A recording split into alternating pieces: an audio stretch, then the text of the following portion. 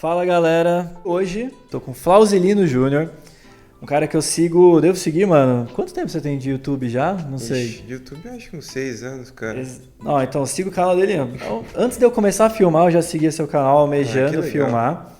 E vai ser muito maneiro pra gente ouvir um pouquinho dele, trocar uma ideia bem franca aqui mesmo de mercado. E acho que você pode agregar muito pra gente, pra galera que me segue, enfim. Oh, que legal, Essa cara. é a proposta. Agradeço o convite, tô muito feliz de estar aqui com você e vamos trocar um papo legal. Exatamente. O seu nicho é bem diferente do seu. O legal desse podcast é que eu vou tentar fazer isso. Eu vou chamar pessoas, tipo, de áreas até que eu não domino tanto. E pra eu aprender também, para que seja um assunto relevante para mim. E, cara, entender um pouco mais desse mercado de todas as vertentes possíveis. Sim. Eu queria que você contasse, porque eu sigo você há bastante tempo. O seu conteúdo, você faz conteúdos mais de show, mais musicais, bem artísticos. Tem a parte tutorial também do YouTube, mas eu queria entender, cara, antes disso tudo, como que você decidiu chegar na filmagem? De onde você partiu? O que você estudou? Conta um pouquinho pra nós, porque eu acho que a partir disso, contextualizando um pouco mais sua carreira, a gente vai conseguir fluir um pouco mais a conversa. Claro, legal. Então, cara, desde muito novo eu sempre fui envolvido com música. Eu cresci num contexto de igreja e isso é muito favorável para você aprender a tocar um instrumento, sempre estar envolvido em bandas e coisas assim. Então, na minha adolescência, meu sonho é ser músico, eu vou ser isso e tal. Então, meu foco sempre foi isso. E na época eu abri um canal no YouTube para começar a gravar vídeos de eu tocando bateria, fazendo covers de algumas músicas. Você chegou a postar esses vídeos assim? Sim, postados no meu canal atual até hoje. Então é legal essa história. E com o tempo eu, cara, acabei comprando uma câmera. No começo fiz com uma câmera VHS do meu pai, converti ele no computador e tudo mais. Mas fui me colocando mais nesse mundo tecnológico. E aí pedi uma câmera de Natal e comecei a evoluir nos vídeos. E eu toco vários instrumentos, então eu me gravava tocando bateria, aí eu tocava guitarra na mesma música. Eu tive que aprender a começar a editar para isso. E a filmagem ela veio então só para editar o que você estava produzindo musicalmente? Só registrar de falar, eu quero mostrar meu som para meus amigos, para a galera do YouTube. Então, desde pequenininho eu comecei nessa pegada. E aí você acaba fazendo muitos amigos músicos e os caras também, cara, você podia gravar uma coisinha para mim e tal, você tá fazendo uns covers legais. Então eu acabei fazendo amizades nesse meio de estúdio, assim. E aí eu fui migrando para vídeo, cara. E sempre no ambiente da igreja, automaticamente, vídeo. E aí comecei a aprender design, fiz muito streaming. Tipo, com 15... Foi bem autodidata ou você estudou, cara, chegou a cursar alguma coisa? Não, eu não cursei nada. A minha família tem um background de direito. Então a maioria das pessoas estão focadas nessa carreira. Eu até iniciei o curso de direito quando eu fiz 18 anos. Mas fiz um semestre e depois, cara, eu entendi que realmente o que eu tava buscando que era para eu fazer era vídeo, então eu meti o foco nisso e começou a dar certo. Atualmente você tá com quantos anos agora? Tô com 21. Caraca, 21, velho. Cara. Eu tenho 26, eu ia falar 25.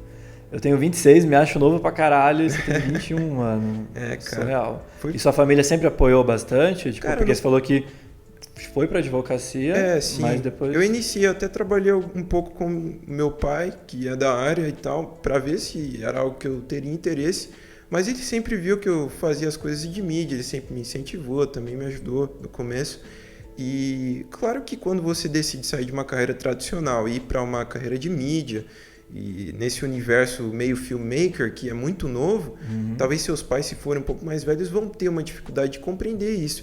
Então no começo foi um pouco difícil, mas quando as coisas começam a dar certo, quando você fecha certos trabalhos, começa a ter uma equipe, pessoas que acreditam em você, as coisas vão fluindo. Então hoje é uma tranquilidade assim nesse assunto. E como que você começou a pegar um trabalho? Qual foi seu primeiro trabalho? Meu primeiro trabalho?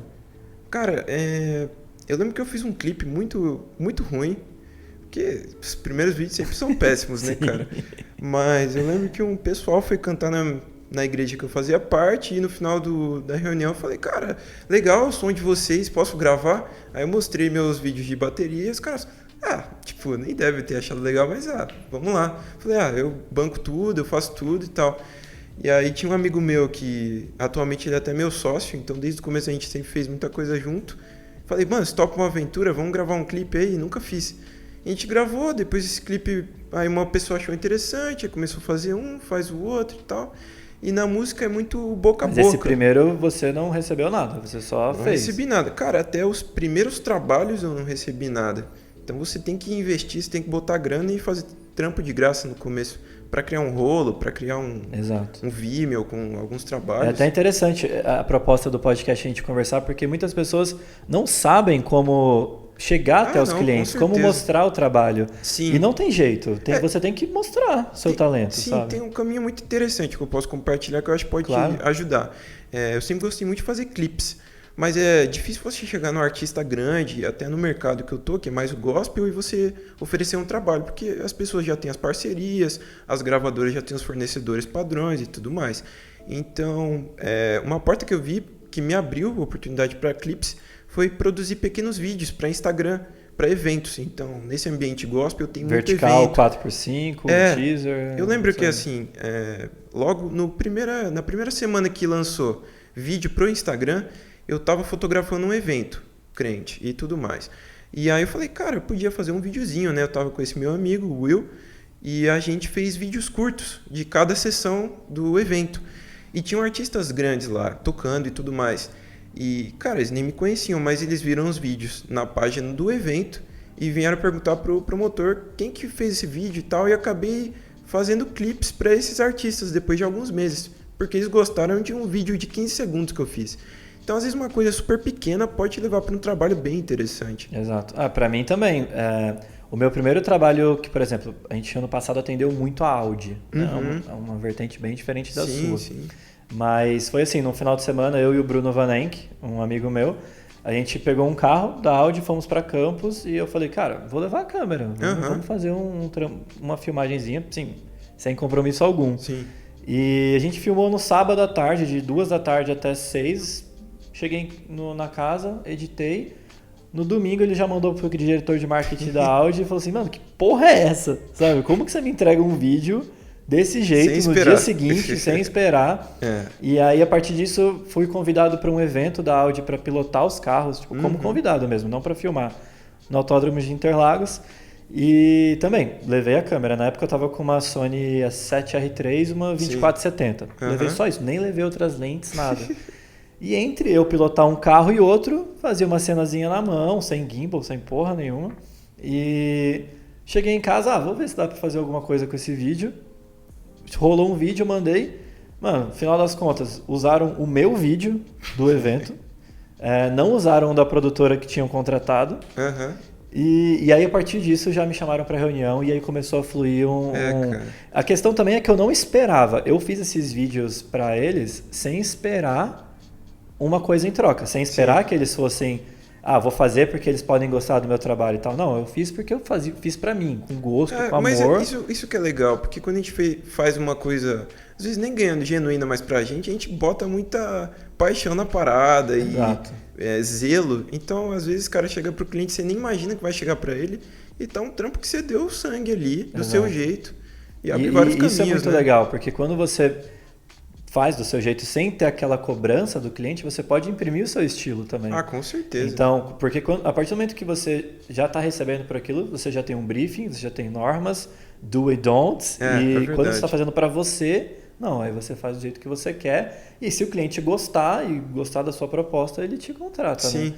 E isso que foi interessante. E aí, a partir disso, muito louco, como que a vida vai se moldando. Uma coisa vai na outra. Você faz aí para aí outra marca vê, aí outra marca vê, aí você vê, você tá dominando um nicho, você tá fazendo um monte de trabalho, é muito louco isso. É muito surreal, cara. Você você já falou que veio da igreja, sua família, não sei, é religiosa, mas esse mercado, posso chamar como gospel crente? Pode ser gospel. Esse mercado gospel, para você... Hoje em dia, não sei se você atua só nele, você faz também publicidade? Cara, eu faço alguns outros tipos de trabalho, mas a maioria dos meus clientes e os produtos que eu criei são focados nesse mercado. Então, acaba que a minha demanda é bem grande, eu acabei focando e... Entendi. Porque uma das dúvidas que eu tinha em relação ao seu trabalho era exatamente isso. Se você faz somente o gospel por uma demanda grande de um nicho que você criou, seu trabalho é muito bom, é muito diferenciado. Então... Cara, se você é o dono desse mercado, domine ele. Ou se, por exemplo, você não faria outros trabalhos que não compactuassem com a proposta gospel. E o que eu quero dizer? Por exemplo, você gravaria um clipe de funk da Anitta? Cara, eu acho que dificilmente faria, assim. Eu não divido entre o sacro e o secular, o gospel e o secular.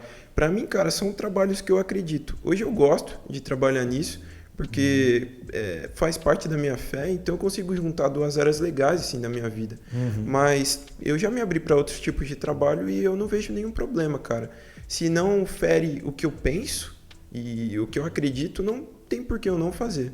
É um trabalho. Entendi. Não, então você não tem o problema da fugir da proposta. Não, cara, Não tem problema algum. eu não sou nichado. Entendi. Apesar de realizar. Apesar de ser, mas. Não sou nichado, apesar de ser. Mas pelas razões, eu acho que talvez diferente do que as pessoas pensam. Muita gente me manda mensagem perguntando isso. Cara, você só faz clipe da galera da igreja? Eu falei, não, cara. Eu só faço clipes que eu acredito. Então, se eu compro a ideia da banda, se eu acho a música legal, se eu acho o artista bacana, não tem por que não fazer, cara. Entendi. E, cara, depois que você começou, você falou que propôs pra banda pra fazer as primeiras vezes lá, e a partir dos próximos contatos, como que foi? Eu acho que uma dúvida que as pessoas têm hoje em dia, quando eu coloquei uma enquete hoje no meu Instagram, das pessoas querem saber como que eu lido com o cliente, como que eu cobro, como que eu faço isso. E eu acho que quando você vem autodidata, e quando as coisas acontecem naturalmente, você teve que aprender isso sozinho. Raça, com certeza, na raça, cara. Cobrando 1, depois 2, depois 3, depois entendendo o valor do seu trabalho. Sim. E eu quero entender como que foi isso pra você, porque pra mim foi de um jeito muito louco, que eu posso compartilhar depois. Mas assim, primeiro você fez o de graça, aí as outras que chamaram você continuou fazendo, e aí como que foi assim, até de custo de equipamento, Sim. porque Cara, é uma escadinha, né? No começo você paga para trabalhar. Isso eu acho que é comum. Se você tá querendo entregar um produto que talvez um produto mais grife, que tem uma qualidade legal, com uma câmera legal, você paga para trabalhar no começo para você criar um produto, né? Agora, algo que eu acho legal, talvez comentar com você, algo que eu às vezes falo com a galera que me segue, é esse passo que eu tive que dar entre deixar de ser um filmmaker para passar a ser um diretor. Que pra mim, na minha visão, são coisas diferentes. Elas são interligadas, mas são coisas diferentes. E depois abrir uma produtora. Então, quando eu comecei a pegar mais trabalhos, eu sempre curti fazer as coisas sozinho. E, cara, eu queria filmar, queria editar, queria colorir, e queria fazer uma pré, e ter um relacionamento com o artista. E você vê que não são coisas que você consegue fazer sozinho. Tem coisas que você não é bom. se você não escalonar o trabalho, ele não consegue ser lucrativo. Com certeza. Então, cara, os últimos 1 ano e meio, assim, foram momentos em que eu criei uma equipe de verdade. E hoje na produtora eu tenho um sócio, que é o Will, então ele faz todo... Numa produção como um show, você tem quantas pessoas na equipe? Putz, cara, umas 35, 40 pessoas para fazer funcionar. Só de câmeras, geralmente a gente tem 10 caras operando, tem uns 3, 4 assistentes, pessoal de luz, montagem, produção. Então, você está produzindo um evento e gravando nesse evento. Dá um certo trabalho. Logística muito responsabilidade, né? Mas a partir do momento em que eu me desprendi desse lance de ser o cara que faz tudo, cara, um mundo de possibilidades me abriu e também eu comecei a criar muito melhor, porque você tem mais tempo para criar, para pensar, talvez para pensar, cara, meu produto tá funcionando da melhor maneira, estou utilizando meu dinheiro da melhor forma, eu posso otimizar alguma coisa aqui na equipe, na produtora. Então, mas como que você conseguiu se desapegar artisticamente? Porque eu, nesse último ano também, por eu ter conseguido conquistar uma visibilidade grande no meu trabalho, a maioria dos trabalhos que vinham dos clientes, eles queriam a identidade do Lucas. Eu entendo, cara. E aí, como que você desapega? É treinando a equipe, é confiando? Porque a Bird veio para eu conseguir escalonar o meu trabalho. Então, com certeza. Alguns trabalhos eu cheguei, briefei o trabalho com o Saul. O cliente gosta assim, gosta assado, nesse color, nessa proposta de movimentação de câmera, e vamos fazer dessa forma. E aí eu não participei do trabalho. E foi uma novidade, assim, foi inédito para mim, porque eu não sabia o que era eu não filmar, eu não estar lá presente. E, cara, é um desapego que você tem que treinar. É treino, cara. Eu acho que a gente tá vivendo um momento similar, nesse sentido de empreender mais dentro do audiovisual. É difícil, cara, porque a gente gosta, a gente começou porque a gente gosta, mas eu sempre gostei de ter pessoas à minha volta. Então, por exemplo, o pessoal que trabalha comigo hoje na produtora, eles estão comigo meio que desde o começo. Quando eu fechei meu primeiro trabalho de show, 4 dos caras já estavam comigo. Então, a gente veio crescendo junto. Mas algo muito engraçado foi que, assim, nos primeiros sets não tinha diretor, saca? Todo mundo fazia tudo. E meio que tinha a minha pegada porque na edição eu puxava um pouquinho, na cor puxava um pouquinho. Então o cliente falava, aquilo é a parada do Flaus. Mas não tinha uma hierarquia de set. E teve um Mas momento... na edição com colagem, essas coisas, isso sempre foi você, ou Sim, não? Sim, cara, por a maior parte dos projetos no começo eu editava sozinho, praticamente assim. Ou se alguém editava, eu abria depois e dava um tapa em cima e colocava uma perfumaria ali para dar um toque. Mas teve um momento que eu me senti no meu limite. Eu falei, cara, eu não sei escalonar. E aí eu busquei ajuda. Então eu busquei ter um mentor. Eu falei, cara, provavelmente se eu conversar com alguém que já tem mais experiência e tal. E foi assim que eu acabei me conectando com o meu mentor, que é o Diogo Gameiro. Ele é um diretor de publicidade aqui em São Paulo. E ele me levou em sets muito maiores do que os meus e me mostrou como se faz uma produção de verdade. Então isso abriu minha cabeça. Então, cara, ter pessoas mais velhas, tiveram outras pessoas também que puderam... Você vê acontecendo. se vê acontecendo, os caras abrem um PDF, é assim que a gente orça uma produção, e tem tudo isso envolvido. Então foi a partir desse momento que eu consegui escalonar e talvez, treinar pessoas, saber o que eu precisava me desprender e saber, qual é o papel de um diretor. Que a maioria dos filmmakers não sabe, cara. Isso é algo que Qual é o papel de um diretor? Não é algo que eu vou conseguir te explicar numa rápida conversa de um podcast. Sim. Mas eu acho que a direção tem muito a ver com a gestão. Às vezes o cara acha que o diretor vai, Só uma dúvida, enquanto você está dirigindo trabalho, você está filmando também? Tem trabalhos que sim. Eu filmo às vezes por gosto, porque eu gosto.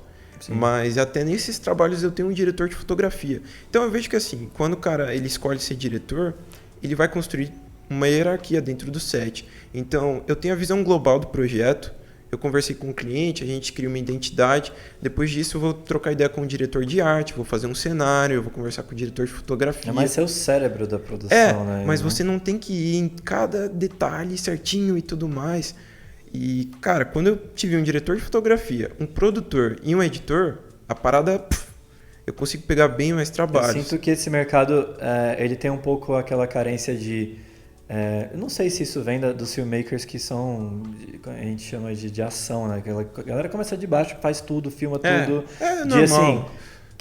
O vídeo é de quem filmou, é de quem editou. E hoje em dia eu tenho uma coisa muito clara na minha cabeça, que o vídeo é da equipe, sabe? O vídeo é da equipe, cara. A minha prioridade quando eu estou fazendo um trabalho é tanto o resultado final, Sim. Independente de quem filmou, independente de quem editou, eu quero o melhor de entrega. Total. Sabe? Só que isso é muito difícil, porque ainda existe, não sei se é ego, não sei o que é das pessoas de, eu que editei, eu que filmei essa cena, eu que fiz isso.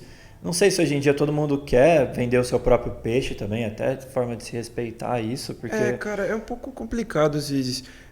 Montando a minha equipe, eu sempre procurei pessoas que pensassem no coletivo, porque às vezes pessoas que pensam muito em vender o próprio peixe, cara, ele não vai dar o melhor dele no seu trampo. Então é diferente. Agora, a partir do momento que você consegue criar uma cultura dentro da produtora, uma cultura dentro da empresa e também ter uma maneira das pessoas que estão trabalhando com você de crescerem. Então, por exemplo, pessoas que entram na minha produtora conseguirem dirigir produções, ou o cara entra editando e ele tem um interesse em fotografia, depois ele vira um diretor de fotografia, isso abre um novo leque de possibilidades para essas pessoas. E eu acho que elas somam mais no projeto, dão mais o sangue pela parada. Sim. Não, é um desafio bem grande. E eu quero saber como treinar pessoas, porque é muito difícil. Eu tenho até uma frase bem interessante, que o caso do Saul, por exemplo, que hoje em dia é meu braço direito, esquerdo, viaja comigo. É uma pessoa que eu soltei no Instagram falando, gente, preciso de um cara para editar, para trabalhar comigo. É muito louco como a gente conhece as pessoas, né? Exato. Recebi 200 e poucos e-mails de pessoas muito experientes, pessoas não que ele não seja, mas pessoas, enfim, com trabalhos já super consolidados, queriam trabalhar comigo, etc. Mas eu tenho muito para mim que você precisa contrate caráter, né? E treine os skills da pessoa. Cara, eu penso totalmente assim. E é isso, o Saul é um cara que, inclusive, gente, não peçam as coisas para ele, mas ele tem a senha do meu banco, a senha do meu celular, a senha do meu computador, porque eu confio nele. E a questão não é que eu não... Aí depois, eu contrato uma pessoa de confiável para depois treinar. Ele já é muito técnico, mas ele também respeita que a direção artística é minha, a criativa é minha, e flui muito bem. Mas isso foi novidade pra mim, porque eu sempre fui muito apegado a não compartilhar eu que edito, eu que filmo, eu que faço tudo, porque eu já passei por casos das pessoas roubarem o meu trabalho, no sentido de eu venho querer ensinar tudo pra treinar a pessoa, agregar pra ela aprender tudo, dar um tapinha nas costas e falar, agora eu vou ser o Lucas Pinhel. Entendeu? No sentido, aprendi tudo que eu quero aprender, suguei tudo que eu tenho que sugar e vou partir.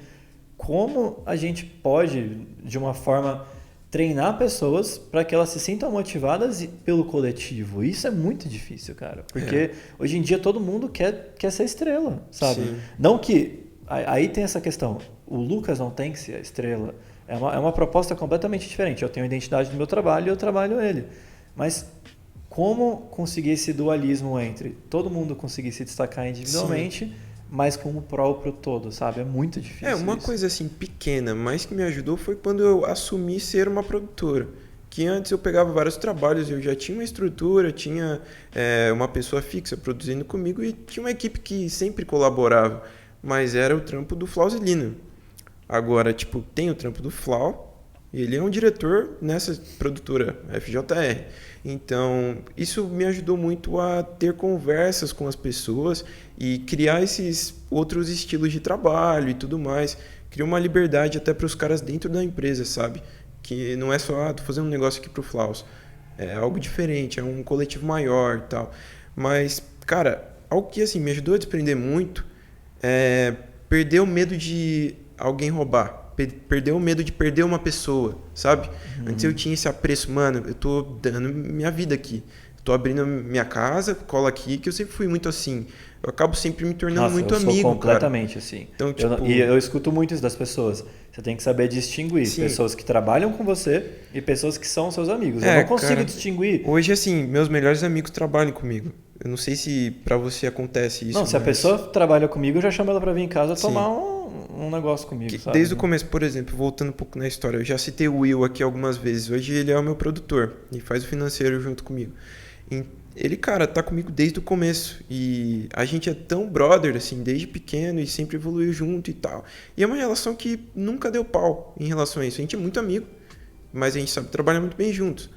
Então, é possível, cara. Mas você participa dessa... Ele participa mais por ser produtor da parte fiscal, digo, orçamentária? Cara, ou você tá em tudo?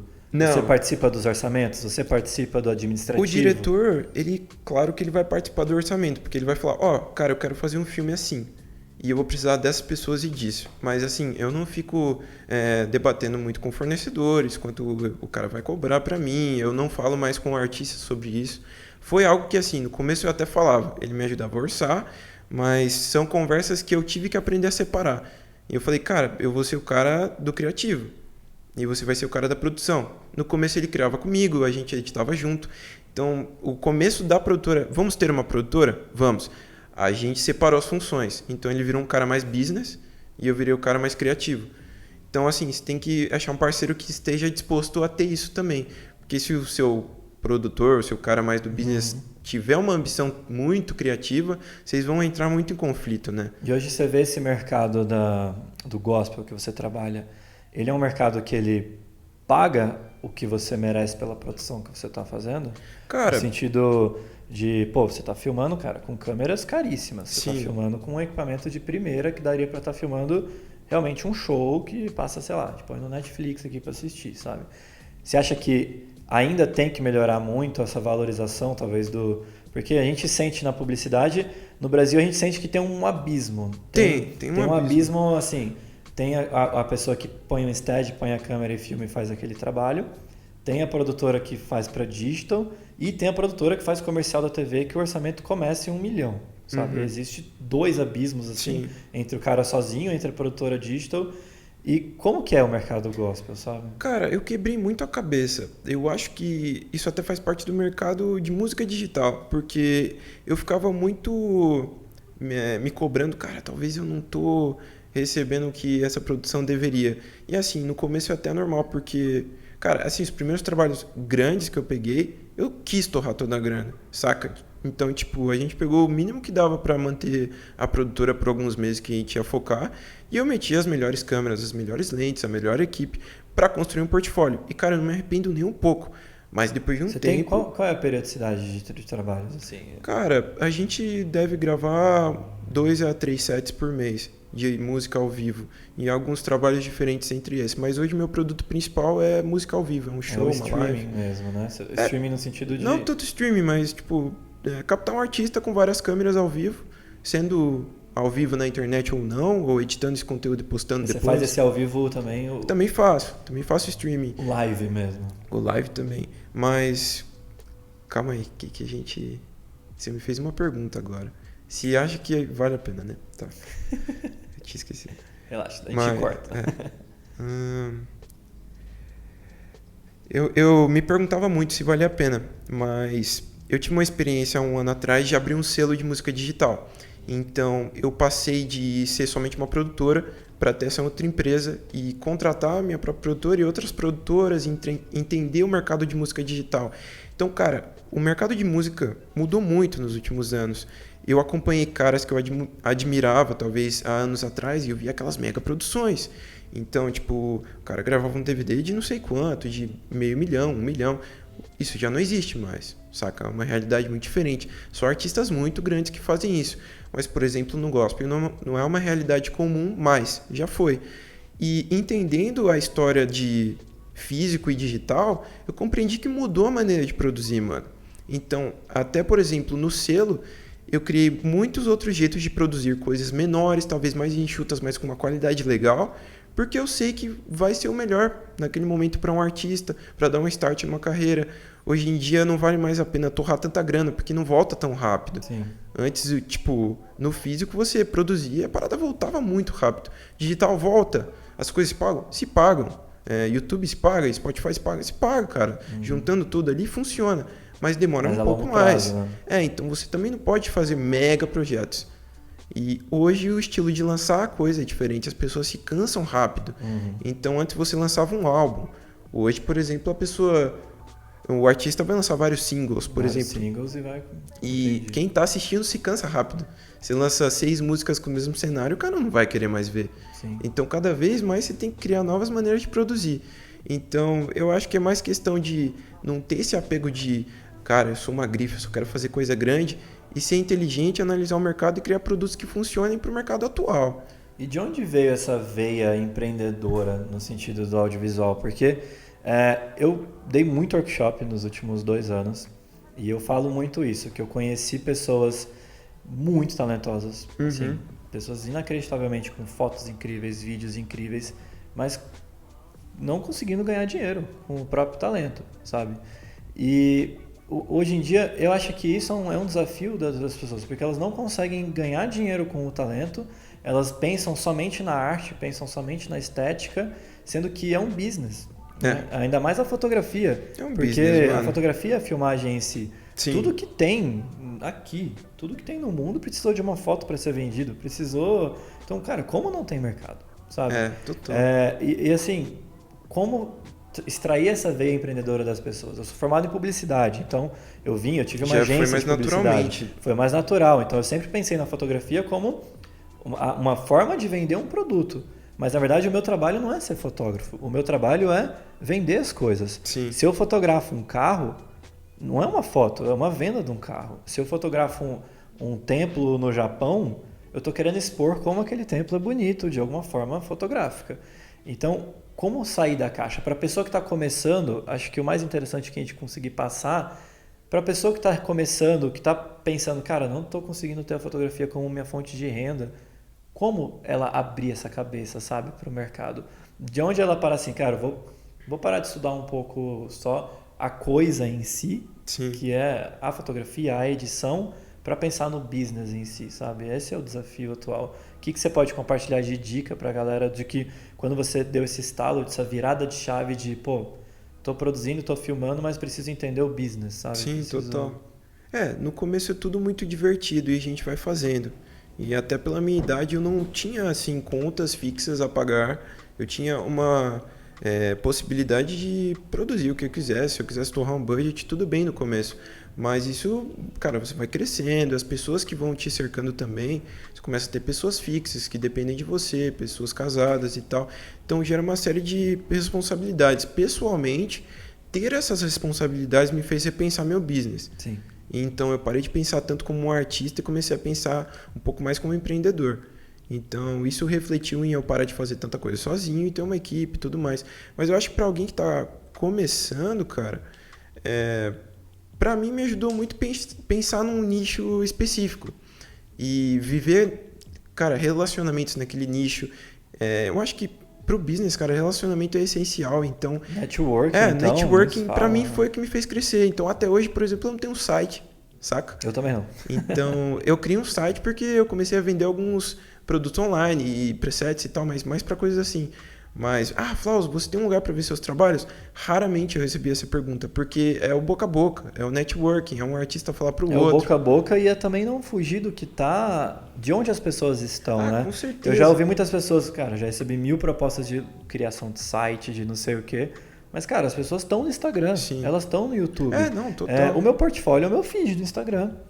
Se eu abrir um site lindo, maravilhoso, ninguém vai acessar, Sim. sabe? Uma pessoa ou outra interessada em ter um complemento do meu trabalho, mas você tem que estar onde as pessoas estão, né? Eu acho que talvez um paradigma que eu tive que quebrar, cara, a gente sempre quer fazer o nosso melhor. Sim. E às vezes, quando a gente está começando, a gente até extrapola um pouquinho isso, passa um prazinho ali para entregar uma coisa além.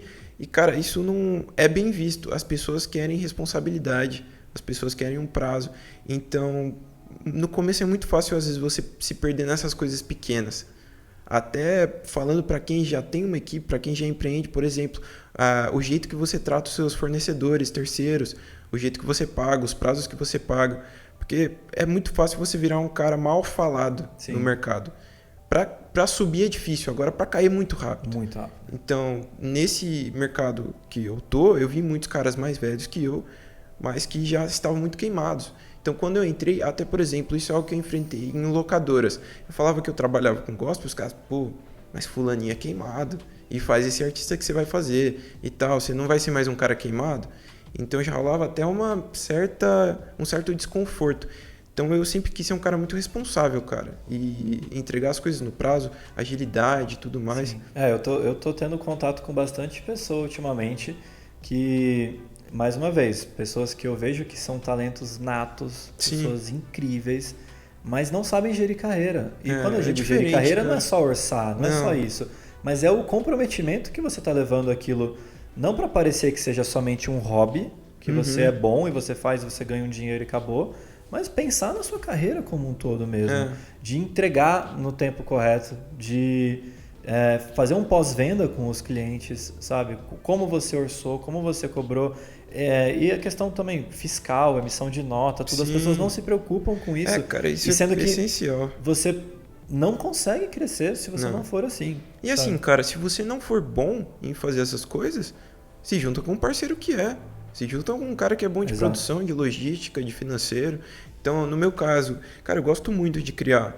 E, assim, eu não tenho tanto saco para algumas coisas mais burocráticas. Eu tenho zero saco para burocrático. Eu sei que eu não sou bom nisso. Então, eu tenho um sócio que faz isso para mim, que tá ali comigo e todo dia a gente mete pau. E, cara, tudo bem você admitir que você não é bom em alguma coisa, saca? Nessa questão mais burocrática. E você se junta com um cara que é bom e a parada vai andar. Eu sou muito a favor de nichar também, sabe? Acho que até nisso mesmo. Se você não é bom para orçar ou para participar de fiscal burocrático, você fica só responsável por aquilo que você... Sim. No caso da Burge em si, cara, eu gosto de fazer filmagem. Eu vim da fotografia, então eu tenho um olhar fotográfico. Eu sou muito criativo nato. Eu fico borbulhando ideia o dia inteiro. Muitas vezes dá para executar, muitas vezes não dá. Muitas vezes eu penduro o Saul nos lugares para executar, ou eu mesmo faço. E quando eu pensei assim, cara, muito mais importante, o amadurecimento que eu tive, né?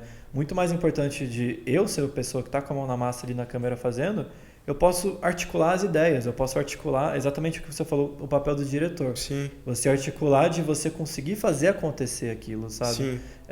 A gente rodou recentemente uma campanha muito legal para a Volkswagen, que eles deram total liberdade para nós de como filmar e o roteiro, ele só tinha o briefing os features que a gente tinha que falar do carro. Aham. Mas como ia fazer, não tinha storyboard, não tinha nada. Sim. Foi uma novidade, assim. E foi muito interessante, porque eu cheguei com um checklist de ideias de cenas que eu tive, movimentações, roteiro, tudo isso. E, mano, foi um tesão fazer o negócio, sabe? Porque Sim, total. ver pronto é muito gratificante, sabe? E, assim, eu não filmei. Eu fui o protagonista da campanha, eu fui o ator da campanha. Mas eu me senti tão participante quanto, porque eu estive em todo o bastidor. Sim.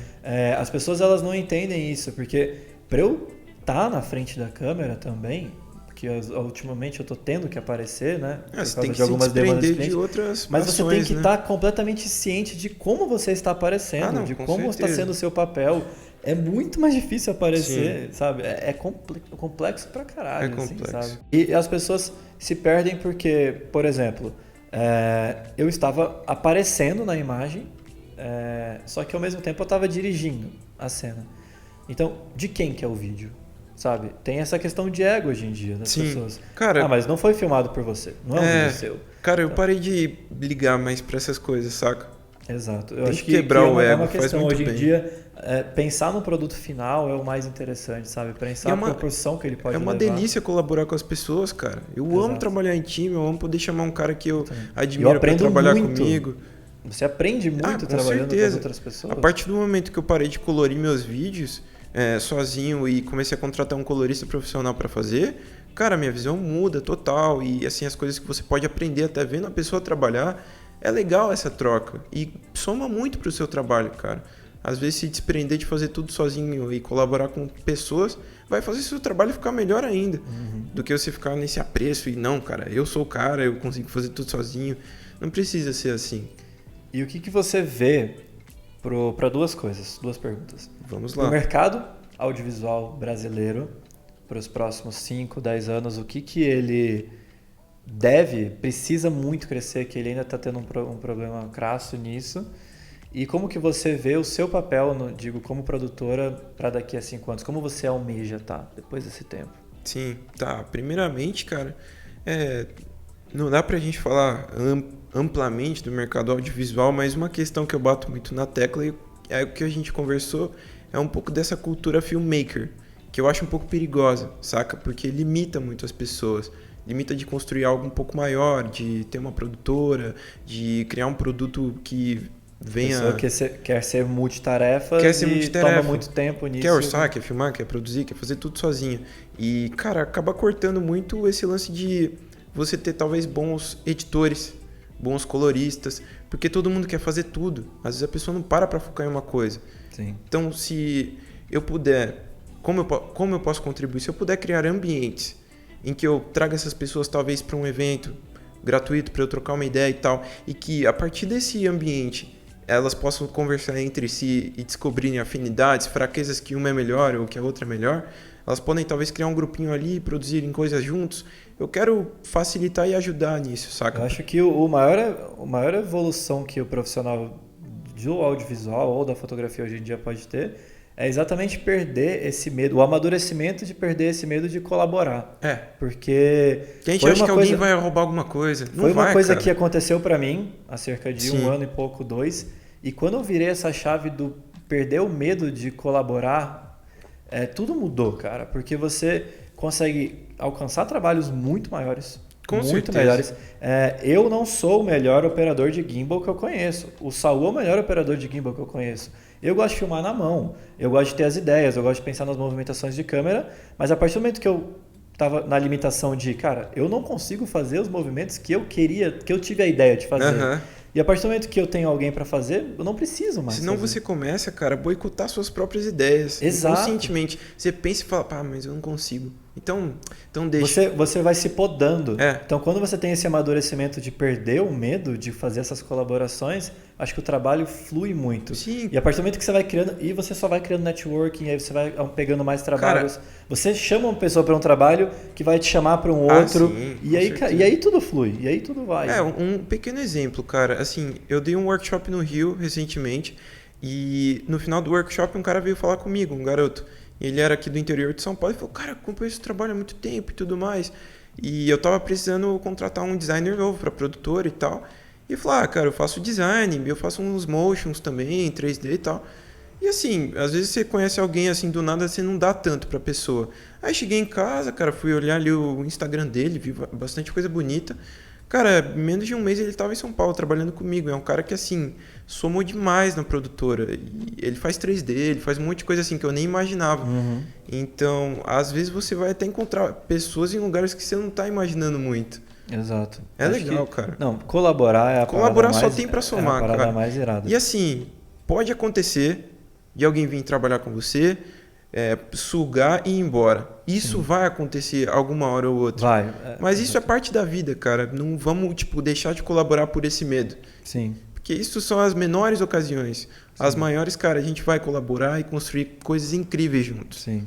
E a questão do mercado? O que você se vê para daqui a 5 anos? O que ele pode melhorar muito para daqui a 5 anos, sabe? 5 anos é um prazo curto até, porque pensa como ele era há 5 anos atrás e como ele está hoje em dia. Cara, sabe? eu tenho um pouco de dificuldade de imaginar o mercado em si, porque tá mudando tudo muito rápido, cara.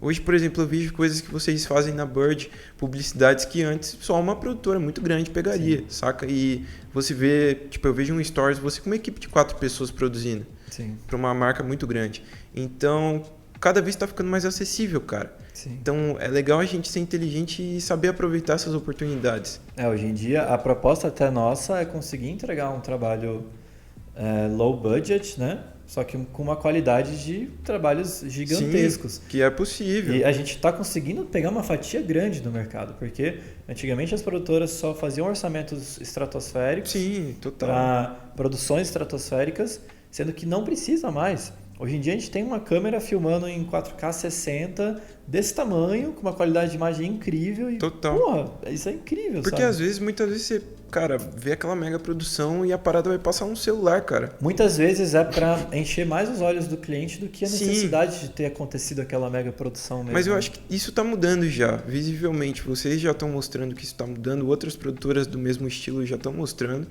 E, cara, eu acho que tá muito promissor. Tá muito promissor para quem quer começar, tá muito promissor para quem é menor. Dá pra gente produzir, tudo tá muito na mão hoje em dia.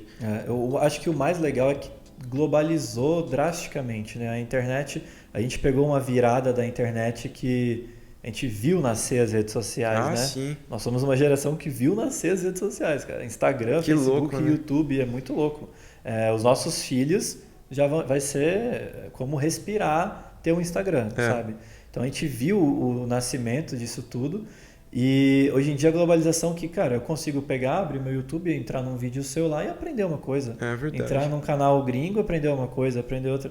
Então a globalização, ao mesmo tempo que ela ajudou a você consumir, a espalhar conhecimento, ela também ajudou a subir um pouquinho o patamar de qualidade, né?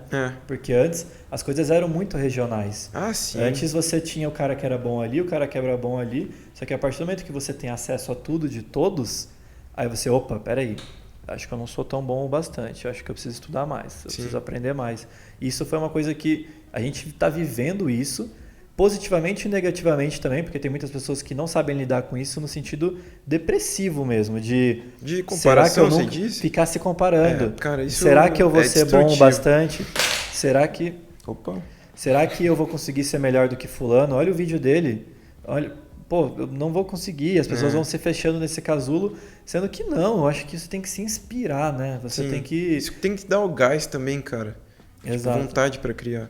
Mas a gente já falou quase 1 hora, eu acho. Passou rápido. Não, passou muito rápido e esse é o legal, porque a gente vai trocando ideia, mudando o assunto e... Não, foi bacana. Cara, a proposta é que seja um happy hour mesmo, assim, da gente trocação de ideia. Porque quando não tá gravando, aqui em casa é assim. Os amigos também. Por eu sempre estar envolvido com pessoas do meu mercado ou pessoas que eu trabalho, a ideia do podcast é exatamente gravar o que a gente já conversa naturalmente. Muito legal. E pra gente ter um desfecho, cara... O que você indica? Uma dica assim que você... Pra galera, o cara que tá ouvindo esse podcast agora, que tá insatisfeito, não consegue viver ainda do próprio talento, não consegue... Seja filmmaker, fotógrafo. O que você dá uma dica assim que... Cara, comece a partir disso e acho que você vai ter um resultado melhor assim na sua vida. Sim. Pergunta difícil, hein? É difícil. Eu tô te colocando numa Mas situação... assim, a gente falou bastante já A gente sobre falou um isso. pouco disso, mas pra gente encerrar de uma forma que conclua esse assunto. Sim.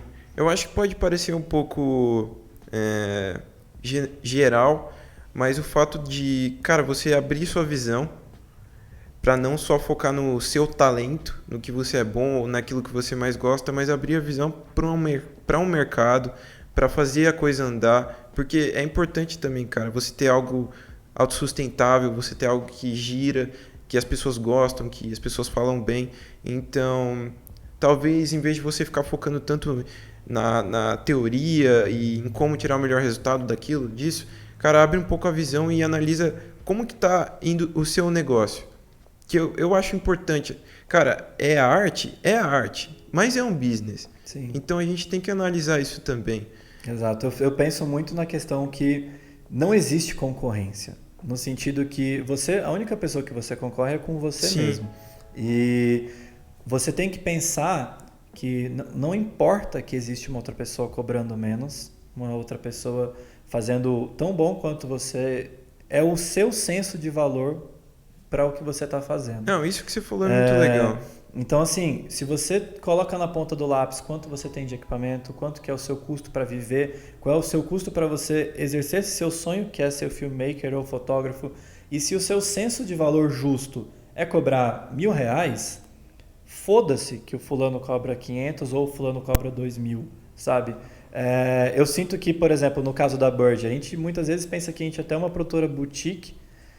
Isso pode soar positivamente ou negativamente, mas é porque eu sinto que tem produtoras que são muito mais baratas e tem as que são muito mais caras. Uhum. E a gente tem o preço que a gente acha justo por o que a gente Sim. faz. E a partir disso, eu sinto que tem clientes que preferem pagar pela chance de não ter chance de ter ficado ruim. Uhum. Porque tem aquela produtora que faz bons trabalhos e trabalhos ruins. Sim. E tem a que só faz bons trabalhos e que cobra o preço por só fazer bons trabalhos. Então eu falo muito com as pessoas para elas perderem esse medo de colocar o preço que elas acham justo, porque se você conseguir ter uma regularidade de qualidade, seu preço nunca vai ser alto. Eu acho legal isso porque quem faz bem e quem faz da maneira certa, cara, ela fica uma pessoa bem falada, é fácil o relacionamento das pessoas. A notícia boa corre rápido. Sim. Então, isso que você falou é muito interessante. Eu me relaciono muito com isso na nossa produtora, porque muitas vezes já me perguntaram, cara, mas o Flaus é muito caro. Não, o Flaus não é muito caro, mano. A gente tá te entregando uma tranquilidade também. Exato. Olha as coisas que eu já fiz até agora. Não é caro, é a certeza que vai ficar bom. É a certeza. Exato. É um apreço, é um cuidado, são um time de pessoas que estão colaborando só para isso fazer acontecer. Então, tem vários tipos de produtora. A partir do momento que a gente começa a se comparar com as outras pessoas, cara, tem uma série de fatores na nossa mente que vai fazer a gente ficar desanimado, vai fazer a gente querer desistir, vai fazer a gente até deixar o nosso trabalho perder um pouco desse glamour, sabe? Uhum. Da vontade. Então, às vezes, se você tá frustrado, cara, se a pessoa que tá ouvindo a gente tá frustrada, lembra o porquê que você começou. Qual é o sonho? E beleza, você talvez já pode ser bom nesse sonho, mas você tem que fazer o sonho funcionar. Então se valoriza, crie maneiras de fazer o seu sonho funcionar, cara. Porque isso é o mais importante. Às vezes a gente vai focando no que não tá dando certo, em fulano cobra menos, cobra mais e estão pegando esses trabalhos. Não, cara, vamos fazer o nosso sonho funcionar. Não tenho a câmera que eu gostaria de ter, não tem... Sendo que tudo é uma escada, né? Você vai evoluindo. A gente também sempre investi tudo que eu ganhei e reinvestir. Sim, eu sempre gostei muito de ter equipamentos, cara, mas eu comecei gravando as lives com a 6300 e assim, 5D Mark II, quando já era um pouco antiga para vídeo, saca? Então não tem problema, mas um bom trabalho, cara, você consegue ir escalando de pouquinho em pouquinho. Exato. Pô, cara, muito obrigado pela presença. Pô, curti demais, cara. É uma honra mesmo, eu sigo seu canal há muito tempo. Valeu. Eu acho você referência sinistra, não só nacional, mas esse nicho de mercado gospel mesmo, produção de show. Não só gospel porque é um show, né? Então é produção musical. O trabalho que vocês estão fazendo é inacreditável. Obrigado. E os podcasts, inclusive, eu vou utilizar para fazer muito networking, né? Que a gente falou que é uma coisa muito importante. Então, quem sabe um dia a gente faz um trabalho junto, seria muito bacana. Claro, cara. E, bom, conta comigo também, valeu. Eu que agradeço. Quem sabe a gente repete isso aqui, viu? Sim, cara. Obrigado por ter me chamado, foi uma oportunidade muito legal. E super curti a ideia que a gente trocou. Não foi só mais um podcast. Eu acho que a gente falou de assuntos que às vezes a galera audiovisual não fala. A galera só fala de coisas muito técnicas e tudo mais. Então é importante falar desse business side da coisa, falar de pessoas, de relacionamentos. E eu acho que isso é muito legal. Então, parabéns pelo projeto. E essa vai ser a proposta. Sim. A gente quer abrir a mente, tirar a pessoa que está naquela dúvida, está desanimada com a carreira, mostrar cases de pessoas que também começaram de baixo, também começaram sem nada e deram certo. Então, muito legal. É isso aí, muito obrigado. E galera, até a próxima. Espero que vocês tenham curtido esse bate-papo aqui. Falou!